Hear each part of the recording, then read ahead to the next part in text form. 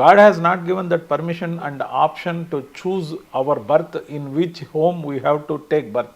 ఇవ్వలేదు కదా. అవునండి. సో ఎక్కడ పుట్టినా ఎక్కడ పెరిగినా అర్హతే ప్రామాణికత అని చెప్పిన పార్టీలో నాకు న్యాయం జరగల. కానీ రాజీనామా చేయడానికి కారణం అది కాదు. మాట్లాడేవాడికి మైక్ దాచిపెట్టడం, రాసేవాడికి కలం దాచిపెట్టడం, లేకపోతే కత్తి తిప్పగలిగిన సామర్థ్యం ఉన్న సైనికుడికి కత్తి దాచిపెట్టడం. అంటే నైతికంగా దెబ్బ కొట్టడం. నైతికంగా ఇప్పుడు నేను ఒక డిబేటర్గా ఉంటే నన్ను పార్టిసిపేట్ చేయకుండా ఆపటం, లేకపోతే పైకేమో జగన్మోహన్ రెడ్డి గారి ముందు ఆయనకి అన్ని చేస్తున్నాము, అన్ని దగ్గరలో పంపిస్తున్నాం అని చెప్పి డైరెక్ట్గా ఛానల్స్కు ఫోన్ చేసి సదరు వ్యక్తులు అతన్ని పిలవద్దు, ఎంకరేజ్ చేయొద్దు అని చెప్పి నియంత్రిస్తుంటే ఇప్పుడు నా ఉనికి వాళ్ళకి కష్టంగా ఉంది. నా ఉనికి వాళ్ళకి థ్రెటనింగ్గా ఉంది. అంటే వాళ్ళ కోఆర్డినేటర్ల పదవిలో లేకపోతే వాళ్ళ కోటరీ పదవిలో నేను తీసుకుంటాను కాదు, కానీ when I challenge them, they felt the ego that they are having, that superior power has been challenged. Tomorrow some others may challenge them. Yes. So ఆ ఫీలింగ్తో నా మీద అణచివేత చర్యలు ఏవైతే ఏర్పడ్డాయో అది నాకు చాలా కష్టంగా అనిపించింది.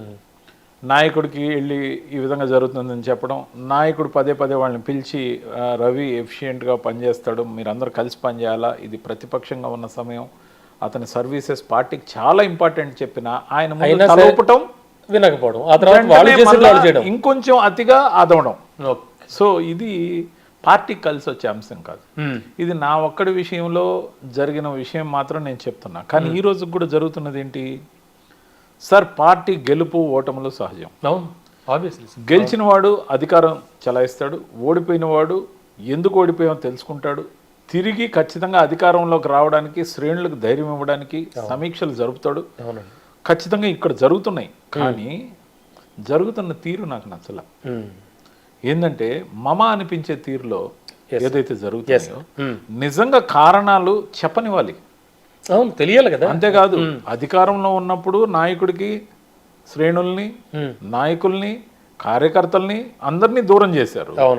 ఇప్పుడు అధికారంలో లేనప్పుడు వారానికి 2-3 రోజులు మాత్రమే జగన్మోహన్ రెడ్డి గారు అక్కడ అవైలబుల్ ఉన్నప్పుడు ఆ 2-3 రోజులు కూడా 3 గంటల సేపు 3.5 గంట మ్యాక్సిమం ఆయన కూర్చున్నప్పుడు లాస్ట్ హాఫ్ అన్ అవర్ తప్ప ఇదే కోటరీ ఆయనతో కూర్చొని ముచ్చట్లు పెట్టుకుని లాస్ట్ హాఫ్ అన్ అవర్లో వెళ్ళేటప్పుడు వెయిట్ చేస్తున్న 300 మందో 500 మందో ఒక్కోసారి 700-800 మందో వచ్చిన వాళ్ళల్లో 50 మందిని ఒక్కొక్కసారి 100 మందిని కలిసి మిగతా వాళ్ళని కలవకుండా వెళ్ళిపోతున్నప్పుడు వాళ్ళకి ఫోటో ఆపర్చునిటీ తప్ప చెప్పేదానికి ఏమీ లేనప్పుడు